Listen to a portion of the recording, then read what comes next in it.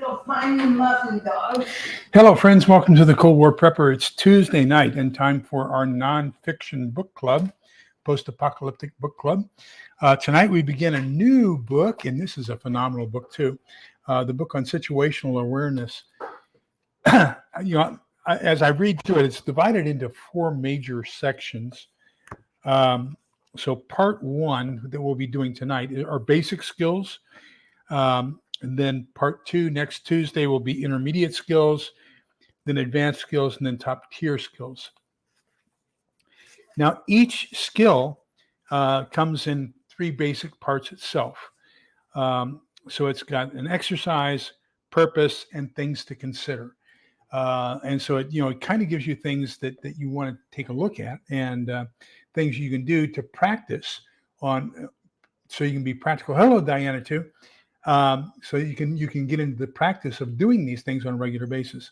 I am totally surprised, at least the basic skills, of how many of them I have been doing for the last 60 years or so. Some of it came with intuition. Some of it came with training. Hello, Little Lone Prepper. Welcome. And so, just kind of really, really great stuff that he has in here. Now, for the basic skills, I believe he has 13 of them. Let me check here and make sure so I'm not speaking incorrectly.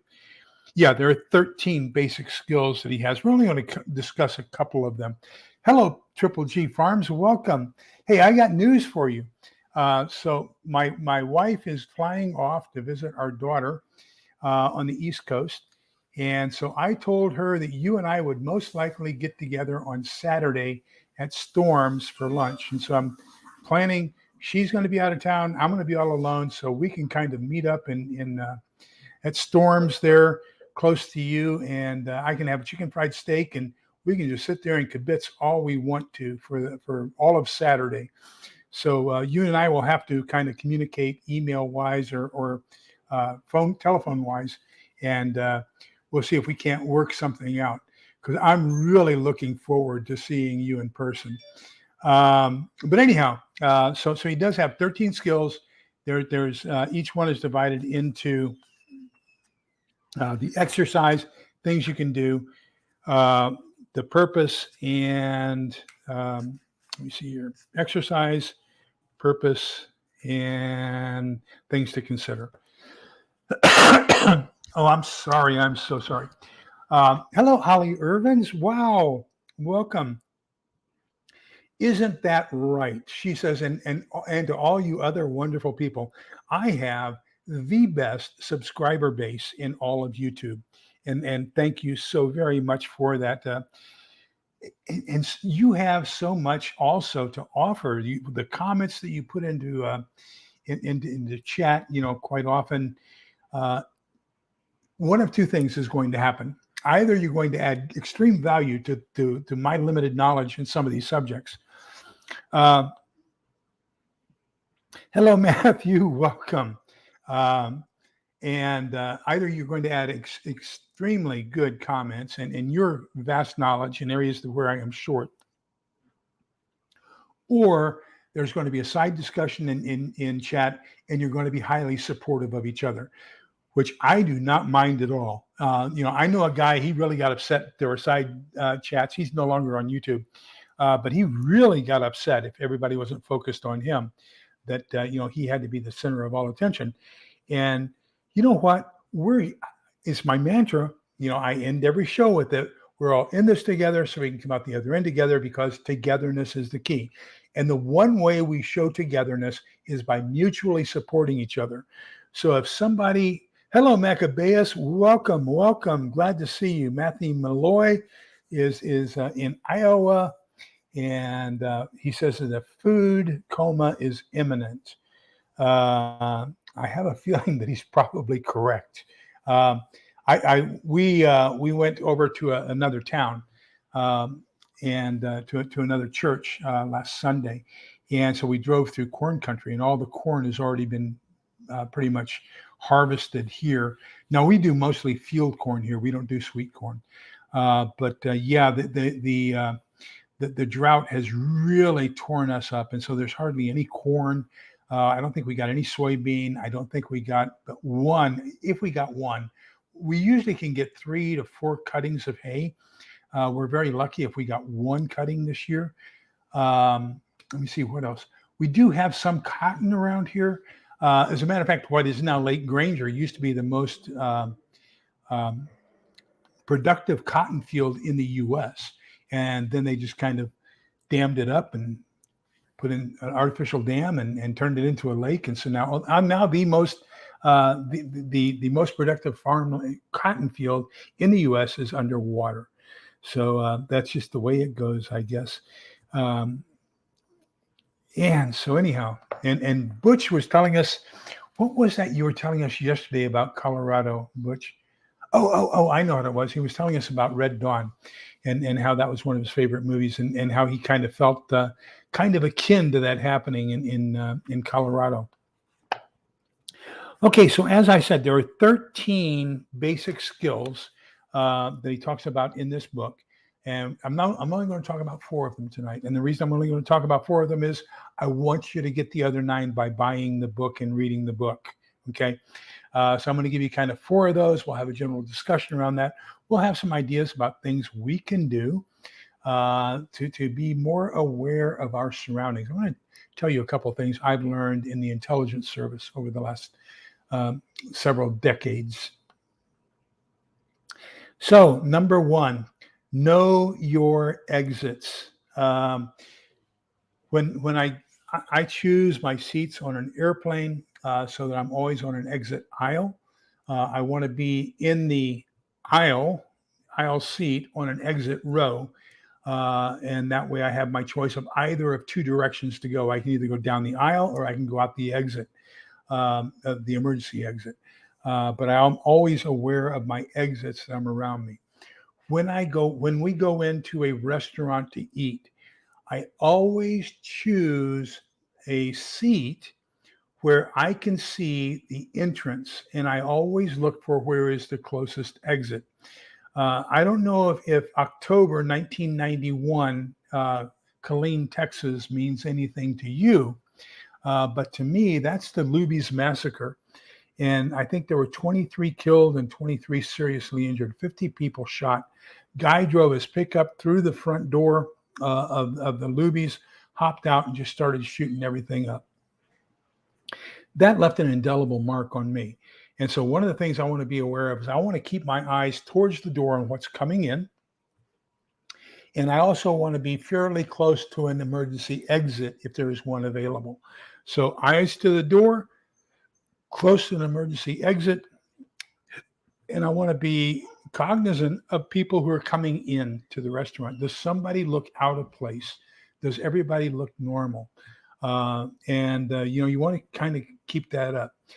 There's an exercise in here under one of the skills, and I'm not going to tell you, do I have it? Let me check my banners. I may have chosen it as one of the ones that I want to talk about. Yeah, it is one of the ones I want to talk about. So I'll talk about that here in just a minute. Be constantly aware of the exits in your surroundings where you are.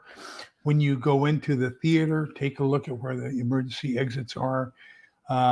When you're in any kind of a large auditorium or a football stadium or anything like that,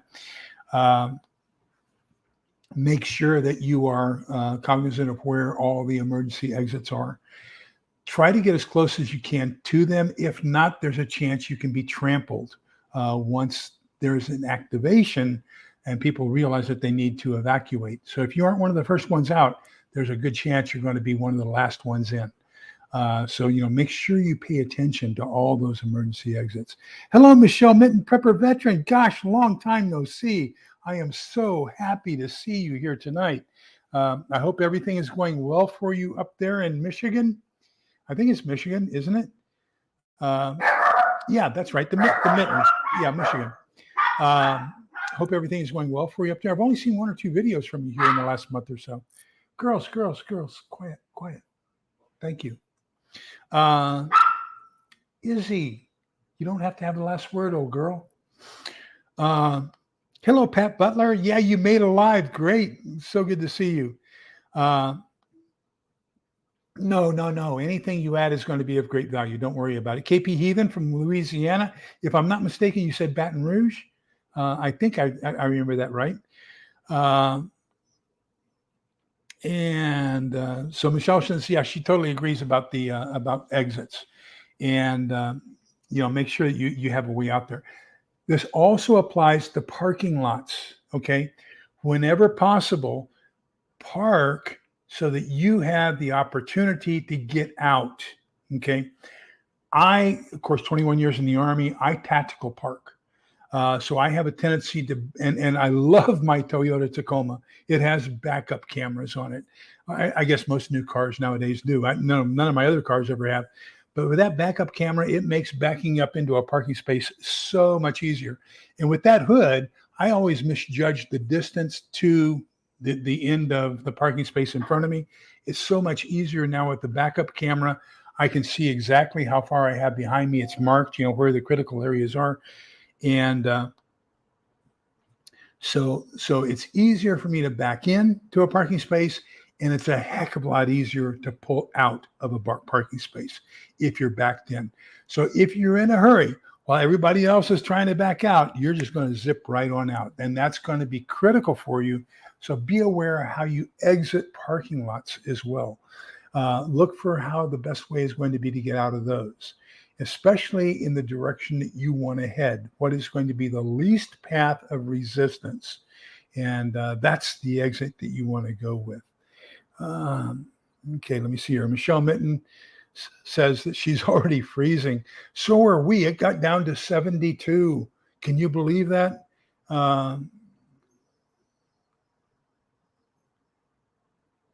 Oh, no. Yeah. So my address is in my About Me, but I will email it to you. That's no problem whatsoever. I did not see it, but I'll look for it in my emails and see if I can't find that. I just got a wonderful package from Little Lone Prepper. I am still totally in awe about it. And I told my the president of our we call them conference. So the diocese has a chapter, and then in our diocese we have 29 churches, and not all churches have a Society of St. Vincent de Paul. Only 16 out of the 29 do. So ours is a let me see, chapter council. Conference. And I don't know. Our local one, I told our president, he and I were talking, and I said, I've got a donation from one of my viewers and I want to give it. And I would like to get a receipt for her. I would like her to know that her money went where she wanted it to go. So if we can finagle a receipt for her, I would greatly appreciate that. And he was so happy. We are doing so much to help the conference here. And we also help our local food bank. And when I talk with our neighbors on a visit for St. Vincent de Paul, I tell them about our fiduciary obligations, and I say, we're in a world of a storm right now because prices are going up, which means that the money we receive doesn't go quite as far. Some of the people who we counted on for donations in the past have lost their jobs, so not as much money is coming in as there was before. And that also means that there are more people needing help. So we've got more people needing help. Costs have gone up and donations have gone down. So we're in a whirlwind of problems right now. But you know what? The Lord provides. And he's been very, very gracious. And I think that we're able to help we just had an anonymous donor give us $20,000 last month. Just anonymous. Wow. And thought, wow, what a great guy or gal.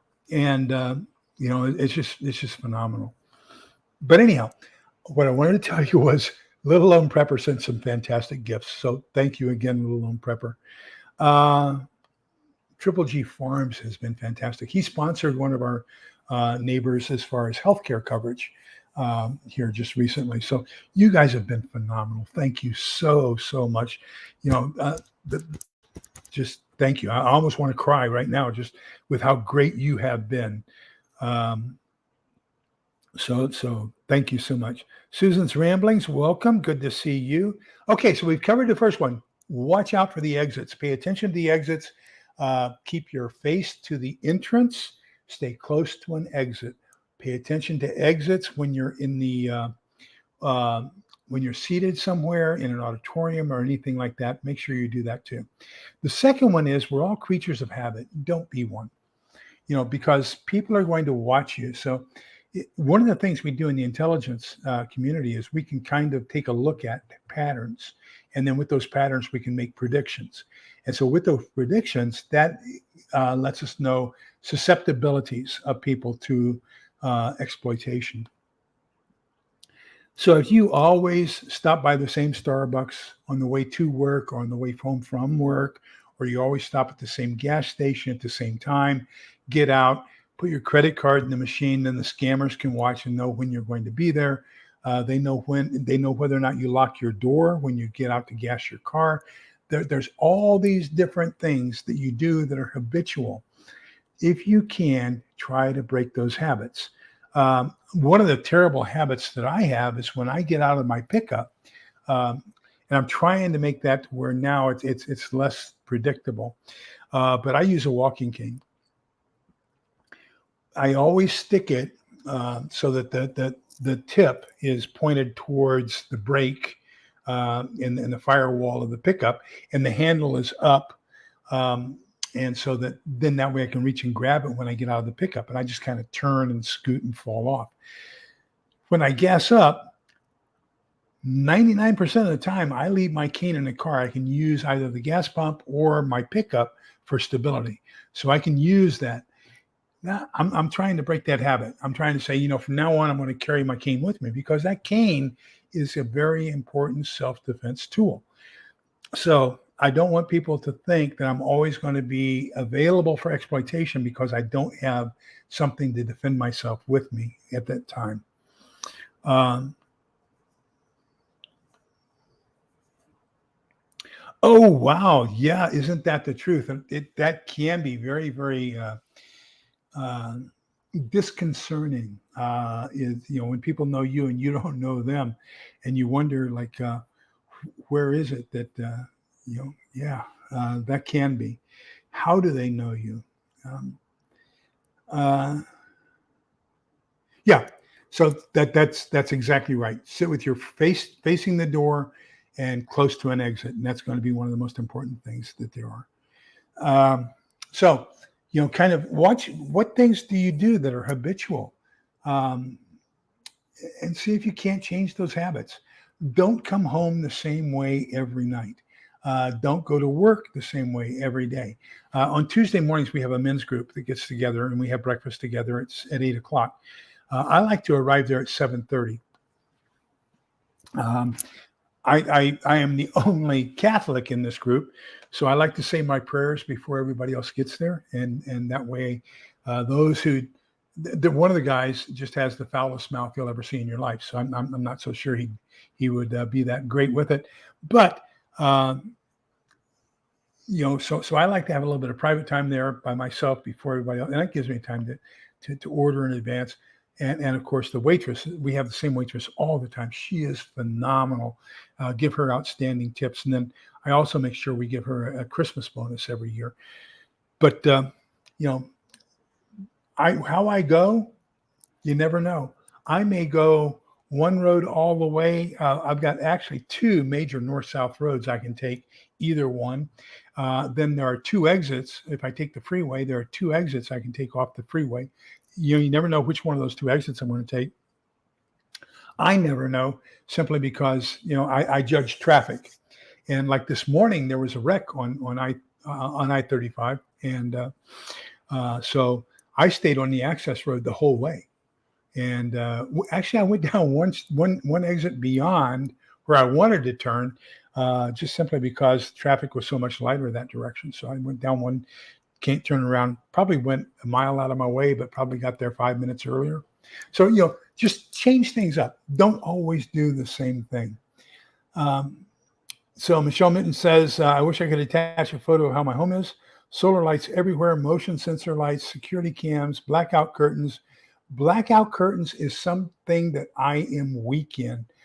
However, I have found out that they do have them at Walmart, and I'm going to start picking up one set every time I go. I am concerned about 1, 2, 3, 4, 5, 6, 7 windows. and then the bathroom window. And I have gone outside and taken a look at what I'm exposed to.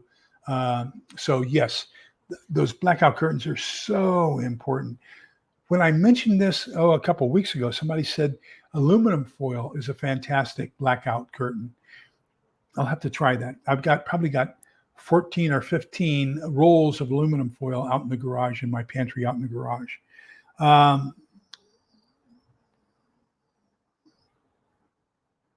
oh, there's no thinking to it. They know new people. Um, you know, my my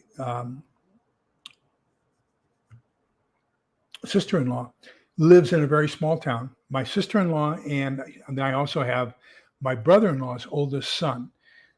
They both live in the same town, and so my nephew, or actually it's Helen's nephew, he's lived there since he graduated from high school, and he graduated from high school in 1983. He is still considered an outsider.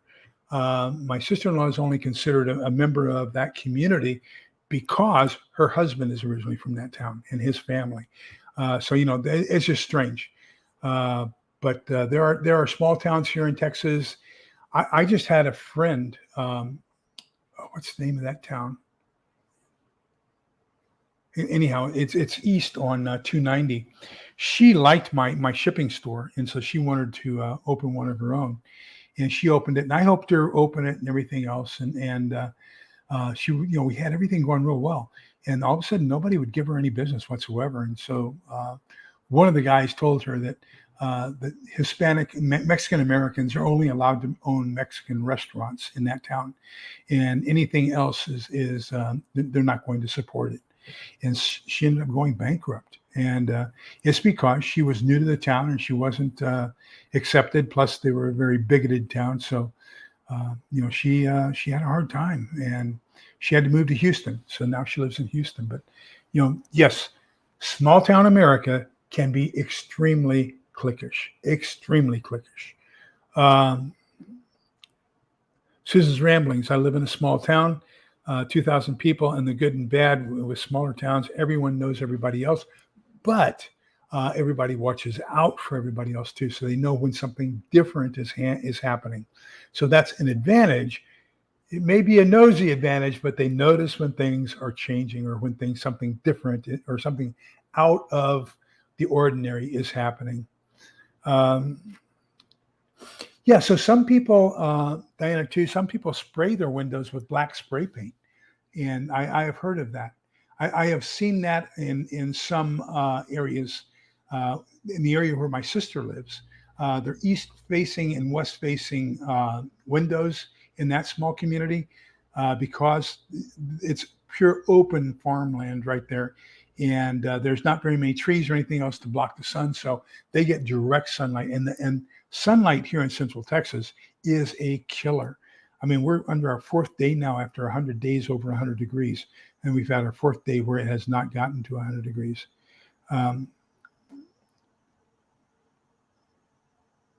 Okay. I can appreciate that. We'll get along just fine. You'll sit with your back to it, and I'll sit with my face to it, and we'll be happy. When we first moved to Round Rock, so the major east-west road was 620. It was 3 lanes, 1 lane each direction with the center turn lane. Now it is 3 lanes each direction with the center turn lane, and they are turning it into overpasses and interchanges with I-35 and everything else. It has significantly grown. Unbelievable. But of course, Dell moving into Round Rock and making it its headquarters, just overnight, the town changed. So I think from 1991 until 2010, Round Rock was the fastest growing city in the United States for like 5 years.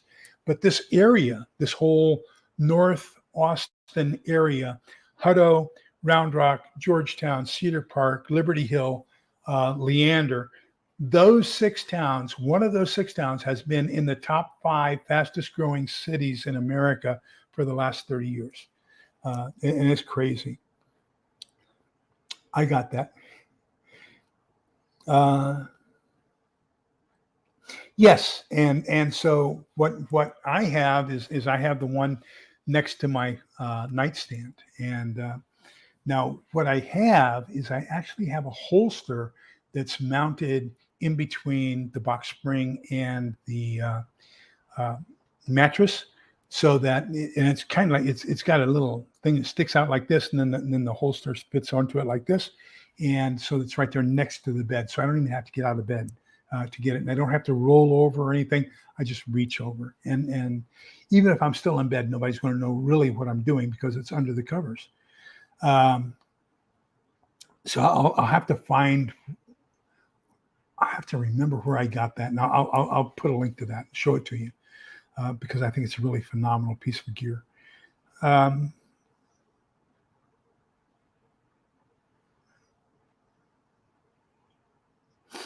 no, we that's a common affliction for those of us who uh, I think that's a common affliction for those in this channel, those who support this channel, is that we just all look like nice people, and people are attracted to nice people. Uh,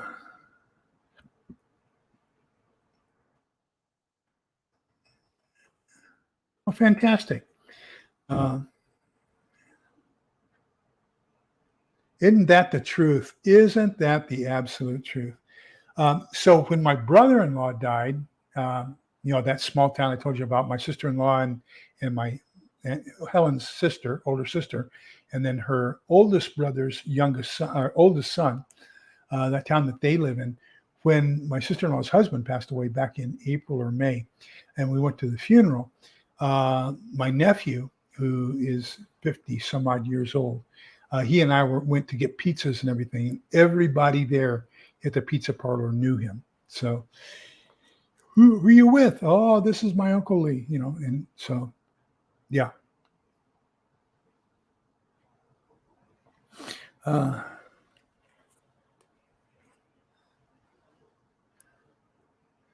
Sometimes I just think that weirdos congregate at Walmart, period.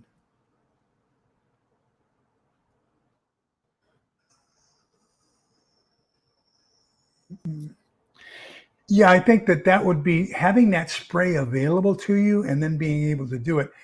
Only one change, I would do it on the inside of the house because if it's on the outside, people can scratch it off.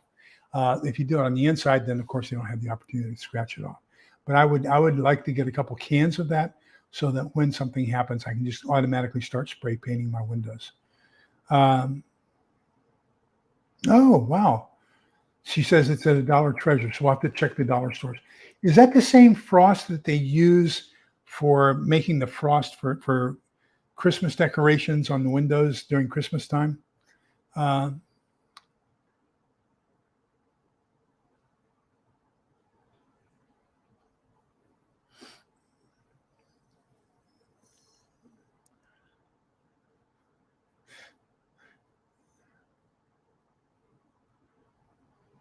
Hello, Christina Green. Welcome. Um,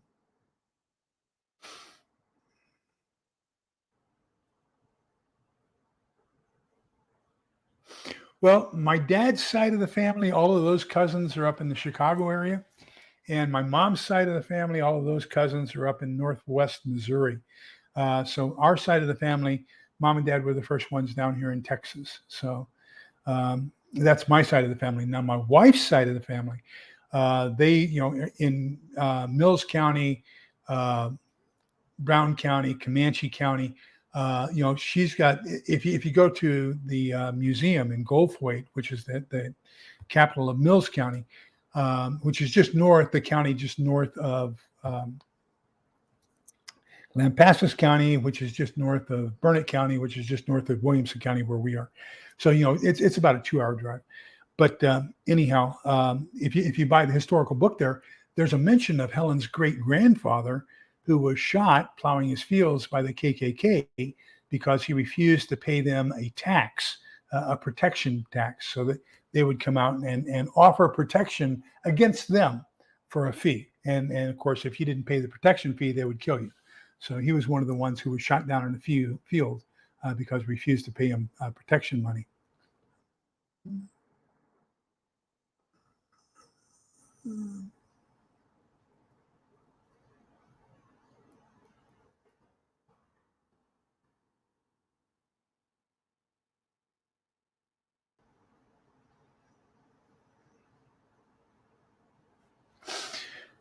We uh, we have two things. So we have every other Tuesday is our recycles put out, and then every Tuesday is our trash day. Although lately it's been like the trash truck doesn't come until like 2 o'clock in the afternoon, but we get a text message from the city saying, "Don't forget tomorrow is your trash day." So when they do that, we take it out at 7 o'clock in the evening. And if somebody wants to go through it, they can go through it because all of our paperwork gets shredded and then put into the recycle bin. So anything else, if they want something out of my trash can, they can have it. There's nothing going to be there for that. Um, okay, let me see if I can't get a couple more of these done here. Um, yeah, my sister-in-law passed away just a couple of weeks ago, and we've been up there, and gosh, we've taken at least 25 or 30 contractor trash bags worth of stuff as far as trash out.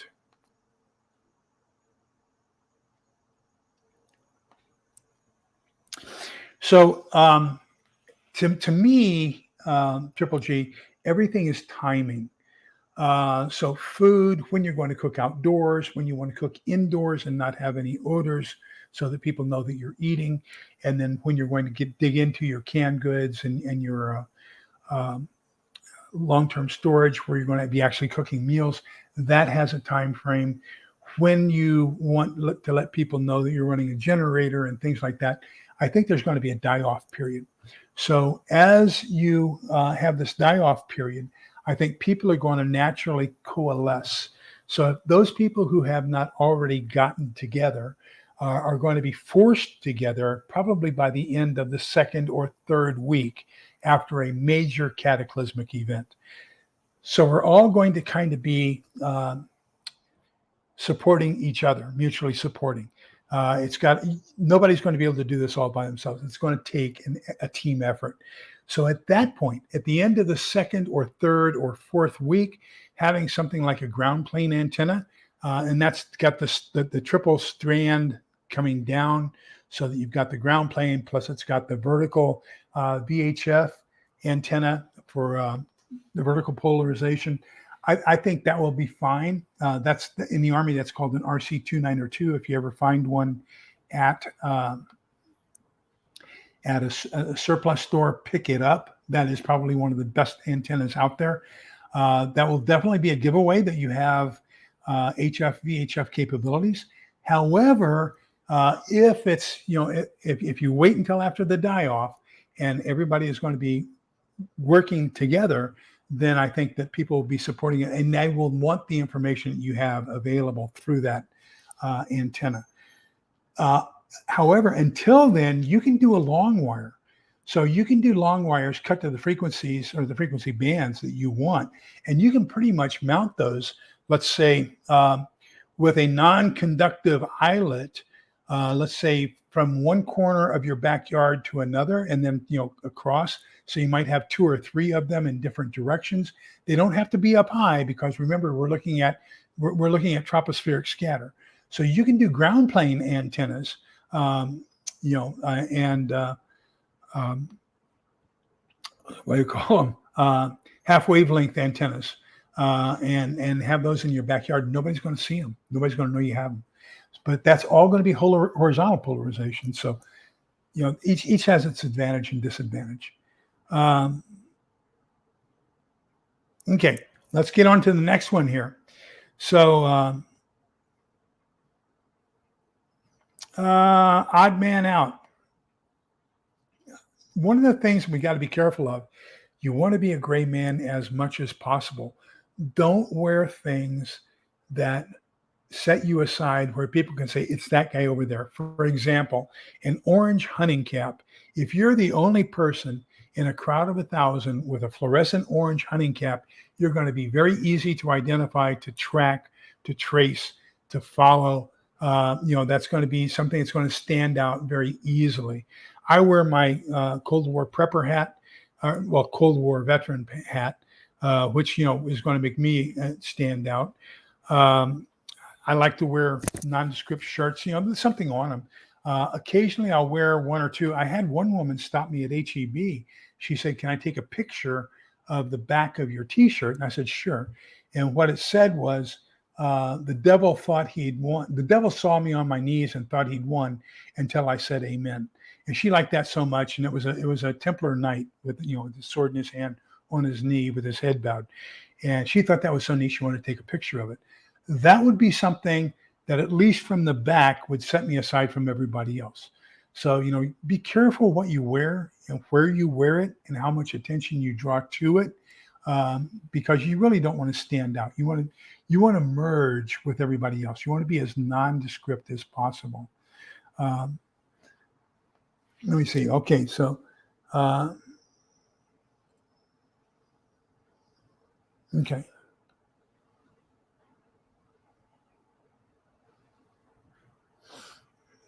Hi, Mario123. Welcome.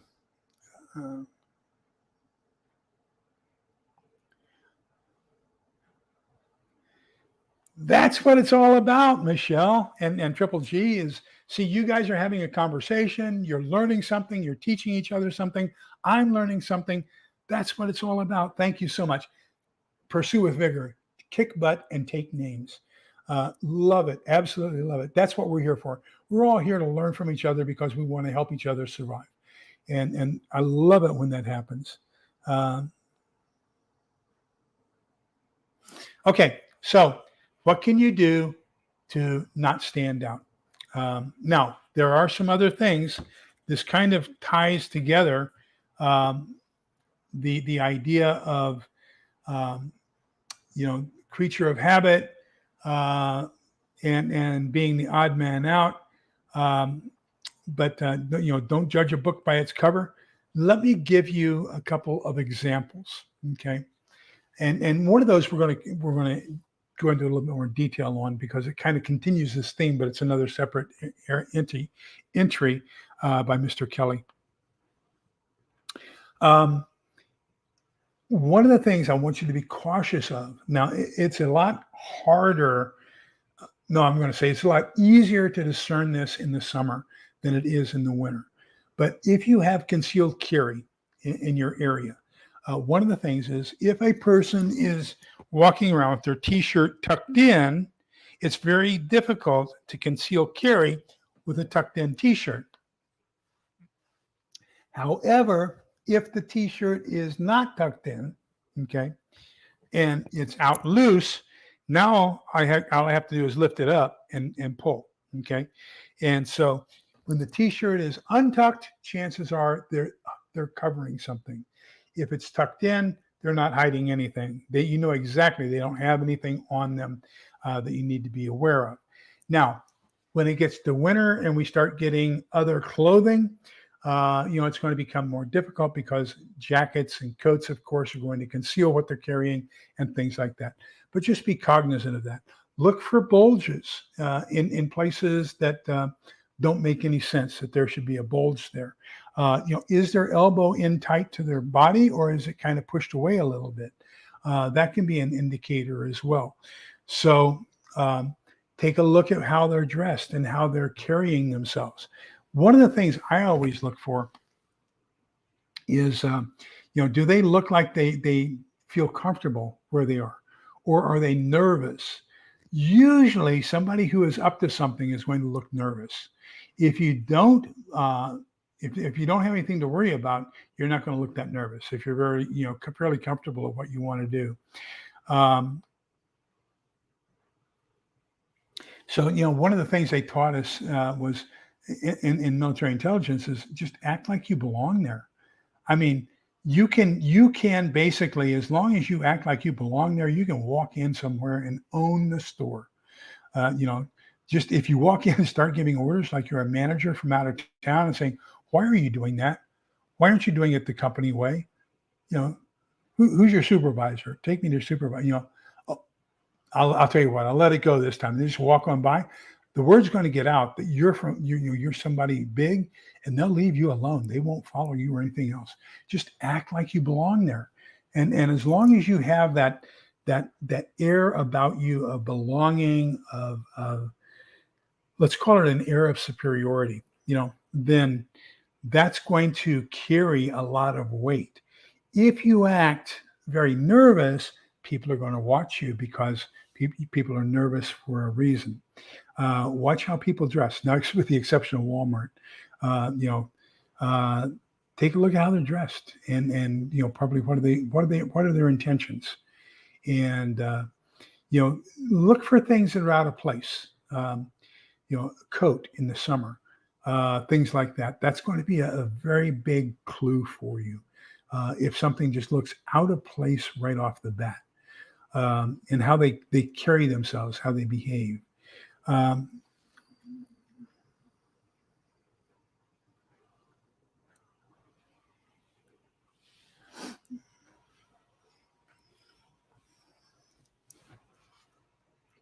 Yes, yes, absolutely. And so what we're doing, Mario, I don't know if you were here at the beginning, but basically I'm only going to cover 4 or 5 because I want people to buy the book because I think it's so valuable. There are 13, I believe, key skills under there are 4 different skill levels. So the first one is basically basic skills. We're only going to talk about 4 or 5 of those. And then each one has exercise, purpose, and things to consider. And we're covering 4 or 5 of them. And I want people to buy the book so that they get the full flavor of what's going on here, because it gives you things to do to practice as you go out in public on how to look at people. So I will tell you one that really caught people off guard. If when you're going from West Germany to West Berlin, you had to cross through East Germany, okay? And it took 2 hours at 100 kilometers an hour or 60 miles an hour. So it was 120 miles. And so Checkpoint Alpha was at Helmstedt, which was on the East-West German border. Checkpoint Bravo was when you moved from Potsdam, East Germany, into West Berlin. And then Checkpoint Charlie, of course, was famous. That was from West Berlin into East Berlin. And so if you look at it from the map, it goes from left to right, ABC. Well, it just so happens that we were coming back from Berlin one time, and you had to have what were called flag orders. So we took the spouse's ID card, my ID card, the flag orders. We handed those to the Soviet guard. He would take a look at it. Of course, they use Cyrillic script. We use Roman script. And they would try to make sure that everything lined up letter for letter on everything that was going on. And so Helen, what had happened was Helen and I got married before I left Goodfellow Air Force Base. That's where the U.S. Army Intelligence Center and School for voice intercept operators and signals intelligence analysts are trained there. And I was on instructor duty there. And so then we went to West Germany. We got married. It took 6 months for her to get over to Germany. So they flew her into Berlin. I had to fly into Berlin. We had our honeymoon in Berlin. And then we had to drive back. I had to have her added to my flag orders. Then we drove back to West Germany. When we got to Checkpoint Bravo, the Soviet guard took a look at it. And what had happened was Helen's ID card had Helen M and then our last name. And then it had open parents W for wife. And but they forgot to put the open parents W, closed parents, on the flag orders. And so, the poor guard, he's looking at it and looking at the card, looking at her and everything. And then he goes like this to me. Well, it scared the living daylights out of Helen, because she'd never been through the communist area before. And she had, of course, read spy novels on the airplane flying to West Berlin. So I go inside with this guy, and he starts cussing up a storm to the guy behind.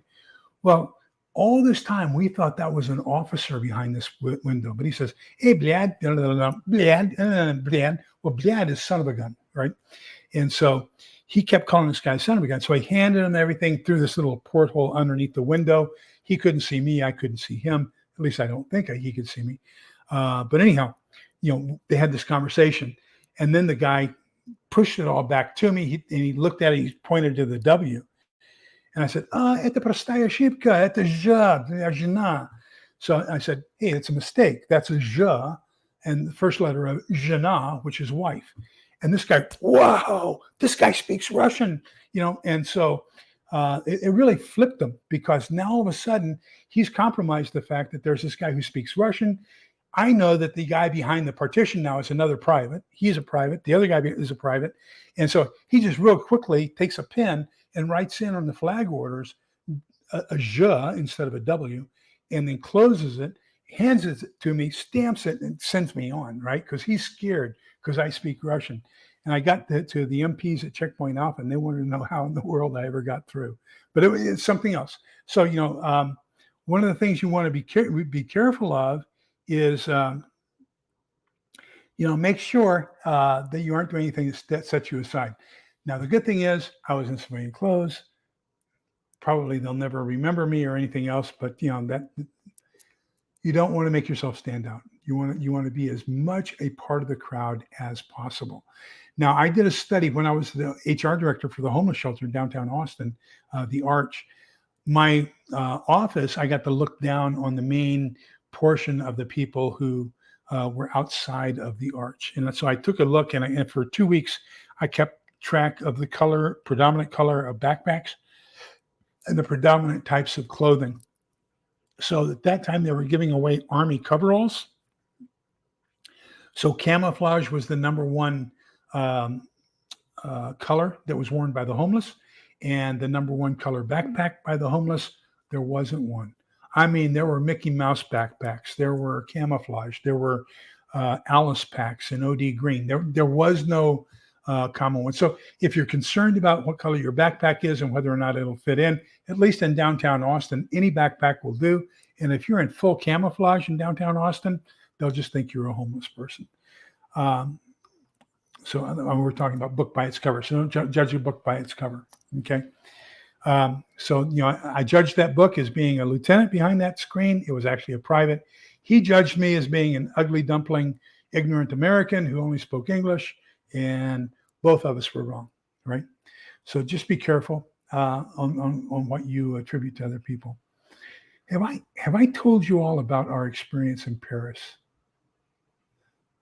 If I haven't, I need to tell you one of these days.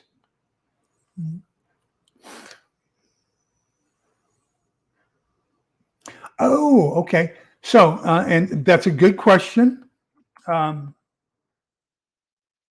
Again, so there are a couple of things that you're going to see with military or people who have been in the military. So when we walk, we have a very pronounced arm swing. A 30-inch arm swing and a 30-inch gait when we march or when we walk, because that's the marching gait. So you can pretty much tell a person. Watch which foot they step off with. Anybody who's been on active duty, they're going to step off with their left foot every time. Most civilians step off with their right foot every time. So that's an easy way to tell somebody who has been in the military or who has not been in the military. There are other things like my daughter tells me, Dad, it's okay to say repeat. You don't have to say again all the time.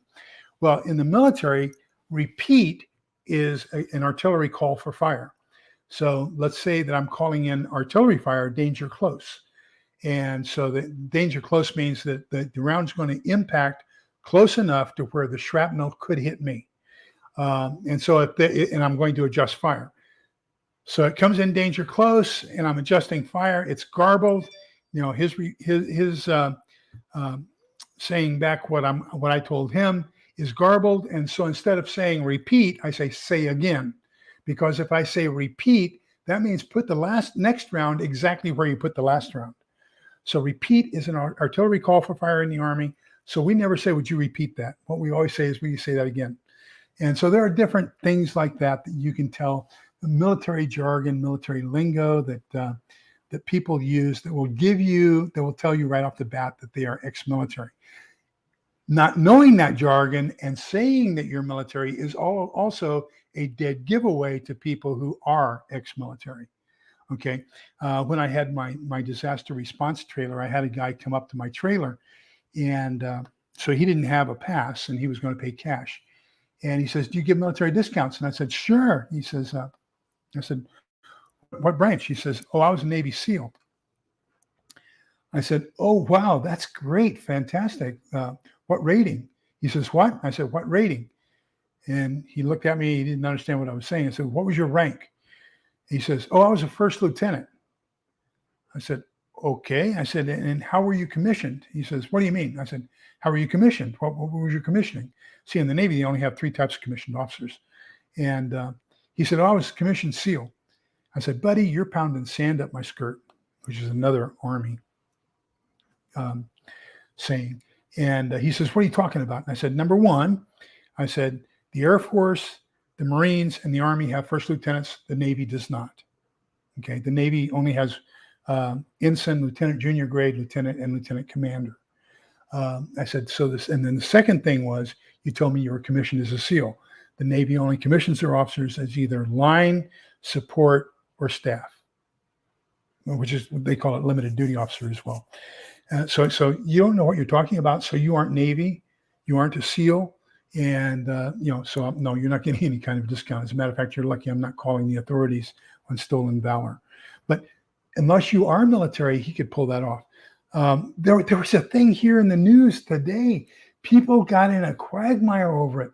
There was a Chinook helicopter flying over Town Lake in Austin, the city of Austin, and people were really upset.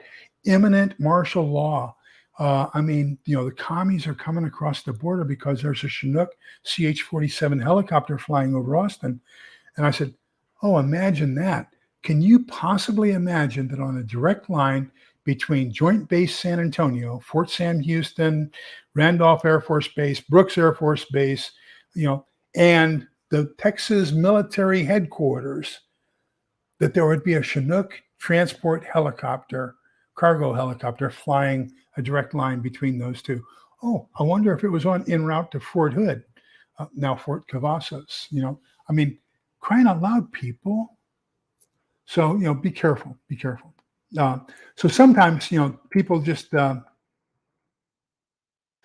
are things that people try to impress you with, and they don't know what they're talking about. And it becomes very obvious to those of us who know what we're talking about. Okay, so to tell you about my trip to Paris. So the first time I went to Paris was in the 1970s, late 1978. And the Parisians hate Americans. They hate Americans with a passion. The rest of France is fantastic. Paris just hates Americans. And I learned that. So when Helen and I were in Stuttgart, she wanted to go to Paris. I said, no, I won't go to Paris again. Well, she bought a tours and travel, 3 days in Paris for, $129 or whatever. So I went down to the Stars and Stripes, which is the military bookstore, and I bought a French phase book. And so we have to eat at certain times because of her illness. And so we left the hotel, and I stepped outside of the hotel, and there was this lady. There was a bakery right next door to our hotel entrance, and there was this lady all in white and blue. She was a baker and standing there. And so I'm trying to read French to her, and I suck at French. And I said, can you, trying to read, where is an open restaurant? She looked at me, she goes, Francais, American. So I said, okay, können Sie Deutsch sprechen? Wir haben für Hunger. Wir möchten essen. Können Sie mir sagen, bitte, wo ist dein Restaurant? Geöffnet. Francais, American. I said, habla usted español? Nosotros queremos comer. ¿Dónde está el restaurant que ha abierto? Francais, American. I said, apa saudara berbahasa Indonesia? Kami makan di mana ada restoran. Francais, American. I said, говорите ли вы по-русски? Мы хотим есть, где ресторан? I said, now look, lady. I said, I've had a feeling you're calling me a stupid American. Now I've asked you in French, in Russian, in German, in Spanish, in Indonesian, Malay, and Polish, and all you can speak is French, and you're calling me a stupid American. Am I getting that correct? And she looked at me, and in perfect English, she said, sir, the restaurants don't open for another half hour. Oh, I dislike the Parisians. Oh, I dislike the Parisians. And then, of course, if you wear blue jeans in downtown Paris, they try to run you over in the crosswalks. Yeah, Michelle, that's a very good observation. Most of the people, 90% of the people around here have their face buried in their cell phone and are totally unaware of what's going on around them. Do not be one of those people. There's a time to talk and text on your phone and a time not to. I think I showed you. Let me grab it.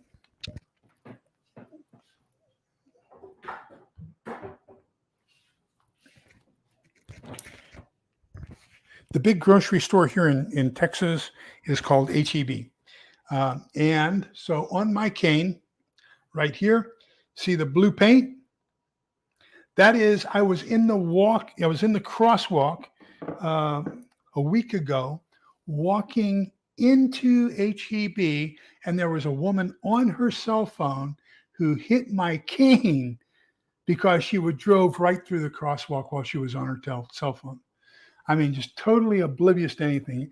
If I hadn't kind of discerned that she wasn't going to stop and stopped in my tracks, she would have taken out my bad leg, because your bad leg and your cane go together. But oh God, that was terrible.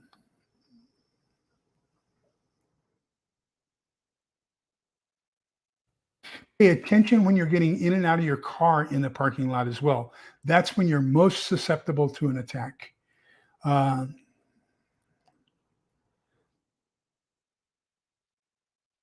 yeah. So when you have an Army National Guard armory close, then yeah.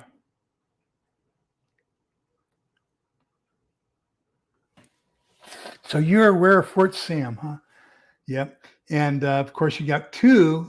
You've got Brooks Army Medical Center, and which is probably the finest burns and orthopedic institute in the United States, other than the Shrine hospitals. And then just south of there, you have Wilford Hall, which is the Air Force equivalent to Brooks Army Medical Center. So, oh, really? That's interesting. Of course, you've got Fort Hood right there close to you as well. Um, okay. Let me get one or two more key things because we're at 5 minutes before we're out of time. And let me see if we can't get one or two more things here. So, yeah, as a matter of fact, this is my last one that I wanted to talk about, and that's shoes or clues. So, if you take a look at the photographs of the single Chinese military age men who are very well best dressed, being and clean shaven and haircuts and everything else, and they're being bussed to the border and then coming across the border, take a look at their shoes. They have never stepped a foot in the desert. Those guys are on a mission. They are not your typical overland immigrants. When I took my concealed carry class, we had a detective. He said, "You want to tell who the undercover narcotics officers are? They can be as scrungy as all get out. They can have the scrunchiest beards, face, tattoos, everything. Look at their shoes." Because an undercover narc is not going to stand outside on the street in bad shoes all day long and have his feet suffer. He's going to have on good, comfortable shoes. So no matter what, you can pretty much tell whether a person is what they are posing themselves to be or not by their shoes. So pay attention to a person's shoes. Pay attention to whether they take care of their shoes or not. Um, I have found that the homeless, 9 times out of 10, don't even tie their shoes. They're going to be loose laced. They're not even tied or anything else. And so shoes are clues. They're going to tell you pretty much the character of the individual, regardless of the clothing, regardless of the body odor or the hair or the beard or anything else. You can pretty much tell the people and their actual profession by their shoes. So we've got 27 people or 24 people watching. Wow, thank you all for being here. So let me see here if I've caught up with everything. Yes, so Michelle Mitten's got another key here, and don't even look at me, look on their face, like they're trying. If a person's trying too hard not to be observed, there's a reason they don't want to be observed. Okay. Try to just be nondescript, laissez-faire. One of the other good things you can always do is look lost. If you look lost, nobody's going to even suspect anything. Just kind of look around like, and kind of scrutinize things like, tilt your head and act like you're lost. And that gives you an opportunity to really inspect the area around you. And it gives you a chance to look at people and discern what they're doing as well. So that's pretty much it. I will put of course, the link is going to be in the show notes. Phenomenal book. Next week, we're going to have another 13. And of those 13, I'll pick 4 or 5 that we'll talk about again. It's going to be intermediate use, encasing the joint, find a way or make one, discerning who is going, if something happens, who's going to be on your side and things like that. Just some fantastic things coming up. So that'll happen next Tuesday. Any last thoughts from all of y'all? I've got to get a couple of videos out tomorrow. I'm going to be putting one out, one of my shorts on the multiple uses of rice. I'm going to put out a short tomorrow on this phenomenal fire kit that I got from Mira Safety, and just it's a great kit, and it's 30% off. So if you can afford it, I strongly encourage you. Remember that for this month on Mountain House, if you're into Mountain House foods, their individual packets are 30% off, and their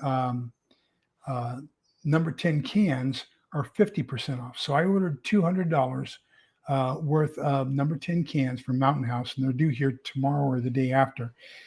And I was able, for only $5 interest, to spread that out over 6 months. So it's going to be $30 a month for 6 months, $35 a month for 6 months, and so I can spread that out over time, get some great food, and so check out mountainhouse.com and see if that sale is still there for you. I encourage you to take advantage of that. So with that, number 6, 24, 25, 26, may the Lord bless you and keep you. May the Lord let his face shine upon you. May the Lord grant you peace. And remember that we're all in this together for a reason. And thank you all so much for what you do to share with each other, to respect each other, to help each other, to help me. Thank you so much for the way that you interact with each other. And I greatly appreciate it. So remember, we're all in this together so we can come out the other side together. Please be kind, polite, and respectful to each other. We're going to get this together. We're all going to come together at the end. Okay, we're going to be a team. We're going to be the surviving team. So that's just us. We're in it together. Take care. Bye-bye. Okay.